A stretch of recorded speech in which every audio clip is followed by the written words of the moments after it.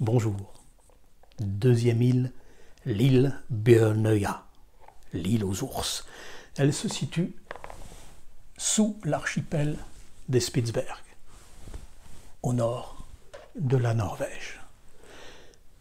178 km², 9 habitants.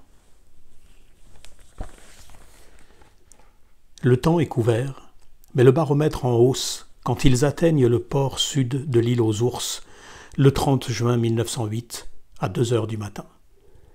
À bord du vapeur Strauss, 7 hommes, fous d'oiseaux, accompagnés de 4 préparateurs et d'un armurier. Sur le pont, le baron Hans van Berleplecht, qui est à l'origine de la protection des oiseaux. Il a une longue vue pendue à son cou et 5 perruches à son blason, grâce à l'empereur Barberousse. Sans mot dire, il épie l'obscurité, guettant le chant de ces oiseaux en train de couver qu'il ne connaît jusqu'ici que par les livres. Dès le matin, ces messieurs abattent du bateau des goélands et des mouettes, une jeune mouette ivoire et un manteau bleu adulte. Des cohortes de petits goélands bourgmestres, à peine éclos, déambulent sur la plage. Les amis des oiseaux s'emparent d'une poignée de poussins encore tout couverts de duvet gris et les prennent à bord. Ils en élèvent 2 et tueront les autres pour les disséquer. Sur les falaises de nidification, les alcidés sont aux aguets. Un des hommes tire sur un goéland brun qui, tout compte fait, s'avère être un petit goéland cendré. Un autre débusque à force de ruse un plongeon catamarin.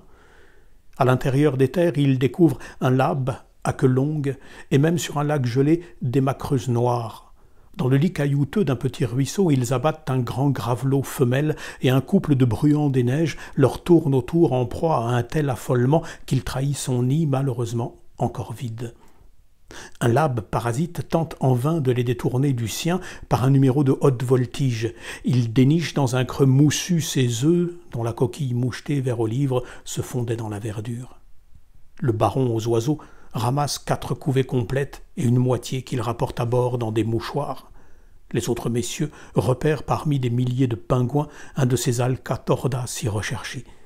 Des coups de feu crépitent et un exemplaire au somptueux plumage s'abat mort à la surface des eaux. Ils ont une preuve, son existence sur l'île aux ours est attestée.